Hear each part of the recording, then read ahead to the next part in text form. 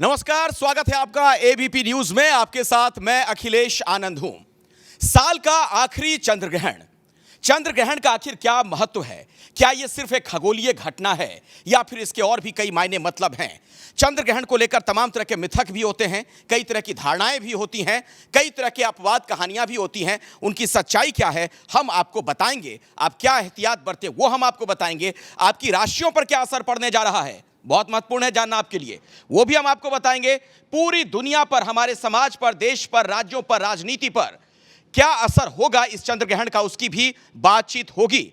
बातचीत की मैं शुरुआत करूं उससे पहले मैं आपको यह बता दूं, मेरे साथ स्टूडियो में 23 ज्योतिषाचार्य मौजूद हैं। देश के प्रकांड विद्वान हैं ये। अगर इन ज्योतिषियों से आप यूं मिलने जाएंगे, हो सकता है आपको लंबा इंतजार करना पड़ जाए, अपॉइंटमेंट लेना पड़ जाए, लेकिन हमने आपके लिए खास व्यवस्था इसलिए की है ताकि सारी जानकारियां आपको एबीपी न्यूज के स्टूडियो से मिल जाए।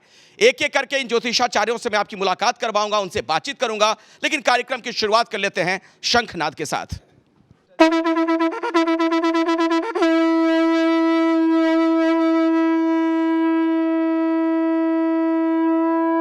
सबसे पहले बातचीत की शुरुआत में करना चाहूंगा इस सवाल के साथ, आप लोगों के पास आऊंगा कि ये इस बार का जो ये चंद्र ग्रहण है, इसको किन मायनों में हम महत्वपूर्ण माने, कैसे समझें? देखिए, चंद्र ग्रहण एक तरह से खगोलीय घटना है और उसका वास्तविक प्रमाण जो है ज्योतिष के दृष्टिकोण से हमारे ऋषि मुनियों ने बहुत पहले अध्ययन किया। कोई भी खगोलीय घटना का प्रभाव जीवन पे पड़ना निश्चित है। आप इसको बहुत अध्ययन से देख सकते हैं। और ये घटना जो इस वक्त शरद पूर्णिमा के दिन हो रही है, शरद पूर्णिमा संपूर्ण पूर्णिमाओं के अंतर्गत सबसे श्रेष्ठ पूर्णिमा मानी जाती है। अमृत का शरण इस दिन होता है और ऐसे में चंद्र ग्रहण का पड़ना और साथ साथ मेष राशि में जिस प्रकार से ग्रहों का योगायोग अश्विनी नक्षत्र में ये नक्षत्र ग्रहण पड़ रहा है, ये कई मायनों से बड़ा परिवर्तन का प्रतीक लाने वाला है। मैं उस पर बाद में आऊंगा, पहले छोटे में आप सभी लोगों से जानना चाहूंगा, आप कैसे देखती हैं राखी जी इसको, ये साल का आखिरी चंद्र ग्रहण? देखिए, इससे मौसम में बहुत फ़र्क पड़ेगा। पानी से जुड़ी हुई परेशानियां होंगी, बारिश बहुत हो सकती है और जो लोग यात्राओं पर जा रहे हैं उनको थोड़े से कष्ट हो सकते हैं। चंद्रमा मन का कारक, तो मन भी दुखी हो सकता है, तो इसका असर हमारे पर्सनल जीवन पे, हमारे प्रोफेशनल जीवन पे बहुत ज़्यादा पड़ेगा और जीवन में उथल पुथल तो ज़रूर होगी, पर्सनल लाइफ में भी होगी और माँ के साथ भी रिश्तों को खराब होते हुए आप देखेंगे या माँ की सेहत खराब हो सकती है। किसी अनिष्ट की आहट भी आप इसमें भांपते हैं? साल का आखिरी चंद्र ग्रहण 40 से अधिक देशों पे ये चंद्र ग्रहण का प्रभाव है और ये चंद्र ग्रहण देखा जाए तो 4.5 घंटे का है, यानी सबसे लंबा चंद्र ग्रहण है। और देखा जाए तो अनिष्ट के बारे में बात करें तो विश्व युद्ध को बढ़ाने वाला है, क्योंकि शनिवार रविवार को मेदिनी ज्योतिष के अनुसार जब भी चंद्र ग्रहण या सूर्य ग्रहण लगता है वो अनिष्ट लेके आता है। और जब ऋतु परिवर्तन भी होगा तो प्राकृतिक घटनाएं भी बढ़ेंगी, अप्राकृतिक चीज़ें भी होंगी, युद्ध की जो स्थिति है उसमें भी बड़े परिवर्तन आएंगे। और आप देखिए कि 15 दिन पहले ये ग्रहण होकर के चुका है। ग्रहण कभी भी अच्छे नहीं होते, विशेषतः उनके दुष्प्रभावी होते हैं, लेकिन ग्रहण एक कार्य के लिए बड़े अच्छे होते हैं, वो आपके साधना पक्ष के लिए बड़े अच्छे होते हैं। मतलब साधना के लिए अच्छा वक्त है। हाँ बिल्कुल। देखिए, सबसे बड़ी बात कि शरद पूर्णिमा पर 30 वर्षों के पश्चात ये ग्रहण है और जैसा अभी बताया आचार्य जी ने कि बहुत ही विशेष दिन है। 5 योगों का आज के दिन योग है। शश योग है, गजकेसरी योग है, सिद्धि योग है। तो इस तरह से, और शरद पूर्णिमा जैसा कि रास पूर्णिमा, तो इतने सारे योग हैं, हमारे जीवन में क्या लाएंगे उस पर मैं आता हूँ आगे। सबसे पहले एक एक कमेंट सबसे ले लेता हूँ। हाँ देखिए, वेद में सिद्धांत ज्योतिष में एक सूत्र है कि भूमेर पिंडः शशांकः ज्ञा कवि रवि कुजे जारकी नक्षत्र संज्ञा।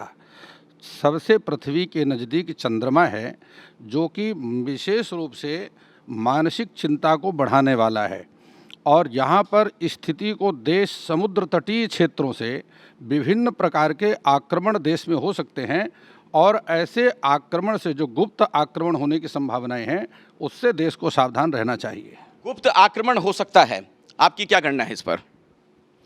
सबसे पहले एबीपी न्यूज़ के सभी दर्शकों को बहुत बहुत शुभकामनाएं। यह निश्चित रूप से अद्भुत समय है ये कि अश्विनी नक्षत्र और अश्विनी नक्षत्र जो है और उसके अंदर सबसे कमाल की बात यह कि उसका स्वामी केतु है। सप्तक योग बन रहा है। चंद्रमा, राहु और गुरु जब भी एक साथ होते हैं तो एक तो राहु और गुरु का जो एक मिलन है तो यही एक चंडाल योग है। और उसके सामने जो 4 ग्रह और हैं इनका जो प्रभाव पड़ने वाला है, क्योंकि चंद्रमा अश्विनी नक्षत्र में है, सेनापति है ये, इसका स्वामी मंगल है, अधिपति इसके केतु हैं। ये बिल्कुल सही है। हमें एक तो आने वाले भूकंप के प्रति जागरूक होना चाहिए।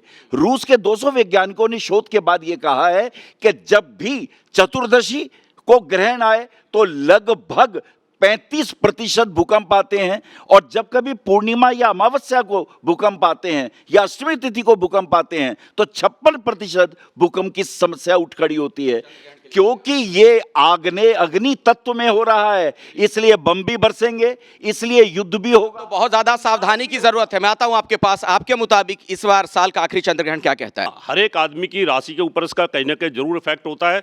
और जब पहले सूर्य ग्रहण हुआ था वो 95% तक था। काम करते हैं अब राशियों की, चूंकि आपने बात कर दी है, चर्चा छेड़ दी है, एक एक करके राशियों पे बात कर लेते हैं। पहली राशि पे अगर आप बता दीजिए। हाँ, मैं पहली मेष राशि से ही शुरुआत करूंगा। मेष राशि वालों को बता रहे हैं आप। तो मैं बताना चाहता हूं कि मेष राशि के अंदर गुरु चंद्रमा का गजकेसरी राजयोग है, और जब गजकेसरी राजयोग केंद्र के अंदर बनता है तो बहुत सारी चीजों को खत्म करता है। लेकिन यहाँ राहु की मजबूरी है, राहु और जो बृहस्पति है इनका जो एक्सेज है दोनों अपोजिट हो चुके हैं। राहु यानी 2 दिन बाद यहाँ से ट्रांसफर हो जाएगा, इसलिए मेष राशि वालों को वैसे ये बेनिफिट देने वाला था, लेकिन जिस राशि के अंदर ग्रहण होता है वहां पर वो प्रभावित जरूर होती है। जिस घर में युद्ध होता है वो लोग परेशान होते हैं, इसलिए मेष राशि वालों को थोड़ी सी तकलीफ होगी, मानसिक तनाव बना रहेगा, क्रोध रहेगा। तकलीफ तनाव इसे कम कैसे करें मेष राशि वाले? मेष राशि से के लिए अगर हम देखें तो बुध षष्टेश है और मंगल अष्टमेश भी है। दोनों ही तुला राशि में ग्रह युद्ध में बैठे हैं 1 डिग्री के अंतर पर। इससे ये साबित होता है कि स्पाउस से यानी कि पति पत्नी के बीच में कुछ मनमुटाव झगड़ा हो सकता है। घर में झगड़े का योग है, मानसिक तनाव बढ़ा हुआ है, क्योंकि चंद्रमा को शनि और घर में झगड़े का योग तो लगभग हर जगह रहता ही है, तो उस झगड़े के योग को कम कैसे करें ये तो बताइए। अब ये संयोग कैसे बन जाए? कृष्ण अष्टकम का जाप कीजिए, उससे फर्क पड़ेगा।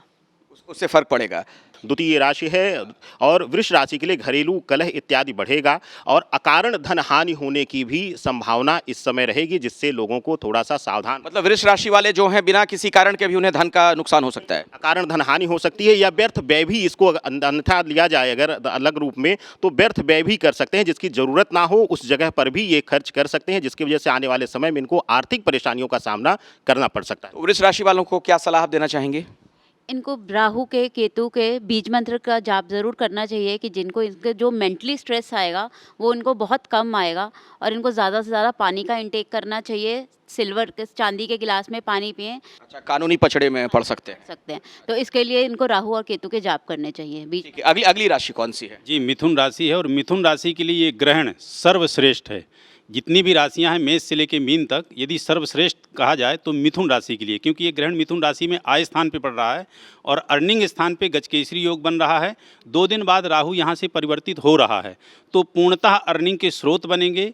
नई कहीं ना कहीं से यदि व्यापार के जो फील्ड में है उनको सफलता मिलेगी, जो जॉब के फील्ड में है उनको निश्चित रूप से सफलता मिलेगी। तो मिथुन राशि हर एक प्रकार से 100% सही रहेगा। तो मिथुन राशि वालों को आप क्या सलाह देना चाहेंगे? राशि वालों के लिए बोलना चाहूँगी, सबसे पहले तो अपनी वाणी पर नियंत्रण रखने की ज़रूरत है इस ग्रहण के दौरान, क्योंकि ऐसी बहुत ज़्यादा स्थितियाँ बन रही हैं कि जो आप अपनों को दुखी कर सकते हैं अपनी वाणी की वजह से। तो सबसे पहले तो आपको जो है बुध का इस समय पे जाप करना चाहिए। चांदी के गिलास में पानी पीने के साथ साथ चांदी का चकोर टुकड़ा जो है वो आप ज़रूर अपने वॉलेट में या अपने पास आप ज़रूर रखें। अगली राशि कौन सी है? कर्क राशि। कर्क राशि। कर्क राशि वालों के लिए मुझे कहना है कि कर्क राशि के लिए स्पेशली उनके 10th हाउस में चंद्र, राहु और गुरु का योग बन रहा है। 30 तारीख को ये चंडाल योग दूर हो जाएगा क्योंकि राहु वहाँ से हट जाएगा। लेकिन एक बात का ध्यान रखें विशेष रूप से कि अष्टमेश नीच की दृष्टि से इसको शनि जो है देख रहा है, तो ये जो अभी गजकेसरी योग की चर्चा हो रही है ये खंडित है, ये पूरी तरह सुरक्षित नहीं है। और राहु केतु को उस पर असर तो हट जाएगा, लेकिन शनि का जो नीच का दृष्टि आएगी ये तंग करेगा। तो क्या करना चाहिए? ऑफिस के कार्यों में इन्हें ध्यान रखना चाहिए, बॉस के साथ मिसअंडरस्टैंडिंग ना हो और अपने मन पे काबू रखें, क्योंकि सूर्य वहां नीच का है और एक राशि परिवर्तन योग भी है शुक्र और सूर्य का। They are exchanging their houses, तो इसमें अपने धन भाव के दृष्टिकोण से ध्यान रखें। और कर्क राशि के जितने भी लोग हैं उनको इस टाइम पे क्या करना है?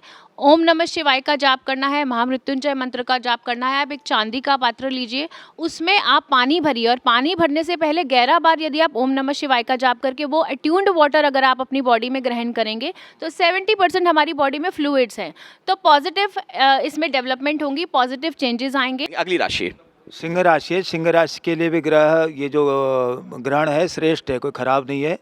जैसे अभी मिथुन के लिए था।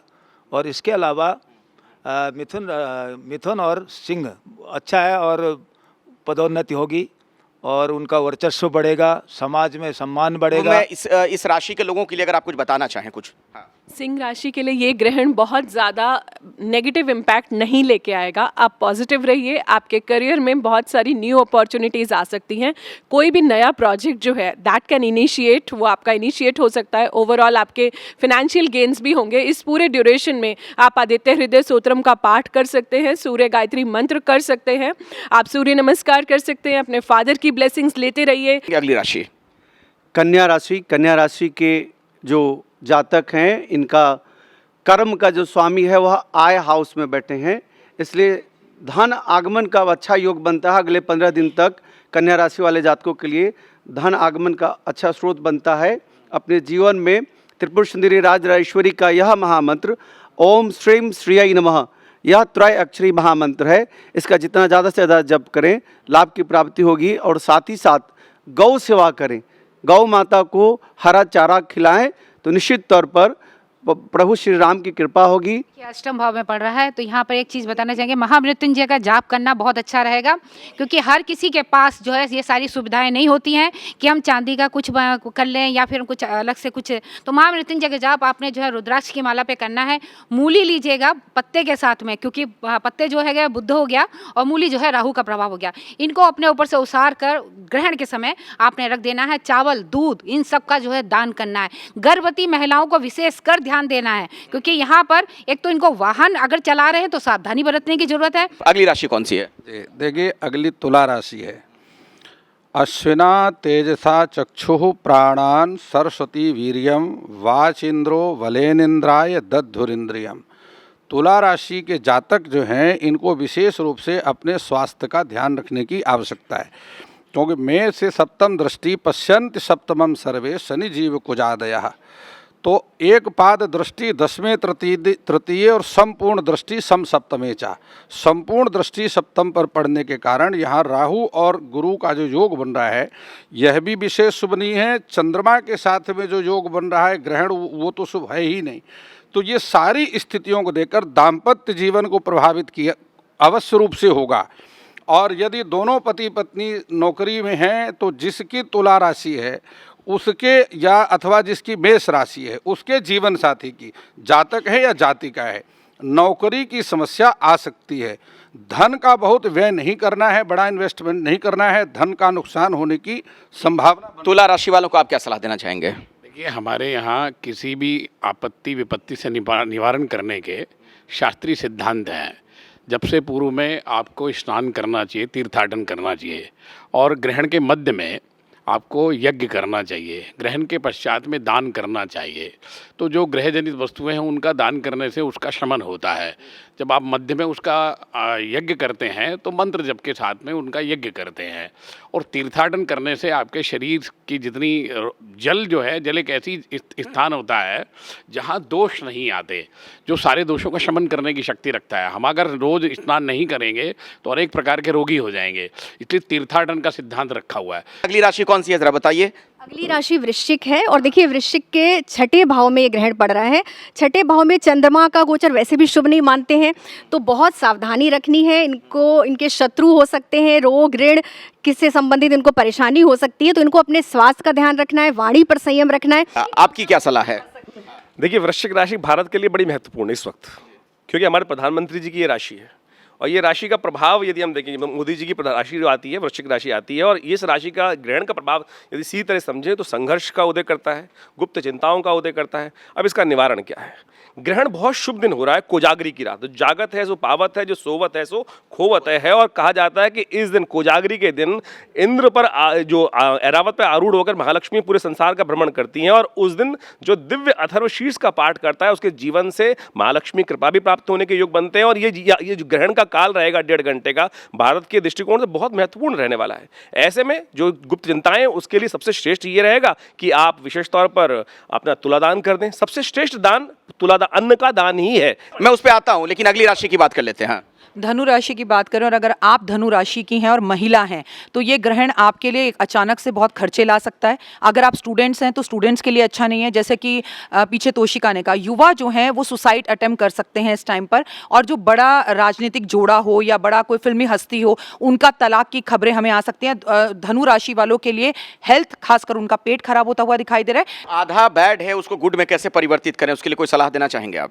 देखिए, कहा जाता है जन्म पत्रिका हर कोई बाँचे, कर्म न बाँचे कोई। यानी कि जन्म पत्रिका तो हमारे विद्वान बात बता ही रहे हैं, मंत्र भी बता रहे हैं। सबसे पहला चीज़ कर्म, यानी कि ये क्योंकि सूर्य ग्रहण, चंद्र ग्रहण है और आपने अपने माता पिता से कुछ गलत बात कह दी है, अक्सर हो जाता है हमसे, तो आप जो है माता पिता की ग्रहण में सेवा करें, नहीं है तो उनकी फोटो की सेवा करें, पितरों की सेवा करें, आपका कल्याण होगा। ठीक है, अगली राशि मकर की बात करेंगे। मकर राशि के जातकों को खास तौर से ध्यान रखने की जरूरत है। पिता के स्वास्थ्य को हानि हो सकती है, तो इसलिए अपने फादर का ज़्यादा से ज़्यादा हेल्थ का ध्यान रखें, अपने स्वास्थ्य का ध्यान रखें। इस समय पे पैर में दर्द होना या पैर में चोट लगने की परेशानी आ सकती है, तो इसलिए कहीं भी जा रहे हैं या घर में भी हैं तो सीढ़ियाँ उतर चढ़ रहे हैं तो ध्यान रख करके चले। नौकरी में कहीं ना कहीं प्रॉब्लम्स आएंगी, मगर अगर आप उनको फेस करते हैं तो आगे सारी चीज़ें सॉल्व आउट भी हो जाएंगी। क्या सलाह आप देना चाहेंगे?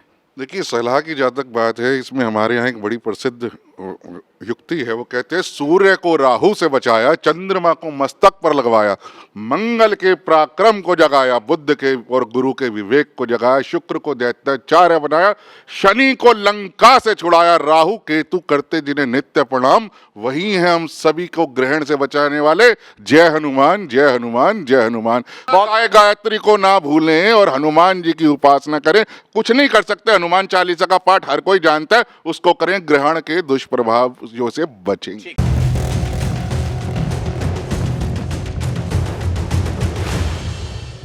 अगली राशि के लोगों को क्या कहना चाहेंगे आप? राशि वालों के लिए कुंभ राशि। कुंभ राशि वालों के लिए अच्छा है, और कुंभ राशि वालों को इस समय जो उनको महामृत्युंजय का जप करे तो बहुत अच्छा रहेगा। अगर किसी के ऊपर कुंभ राशि वालों के किसी की भी जातक के ऊपर अगर ग्रहण दोष है लगा हुआ है, ये समय है चंद्र ग्रहण के जो समय होते हैं, इस समय आप जो उपाय होते हैं ये सब उपाय करके आप ठीक कर सकते हैं। इस राशि के लोगों के लिए सलाह क्या है?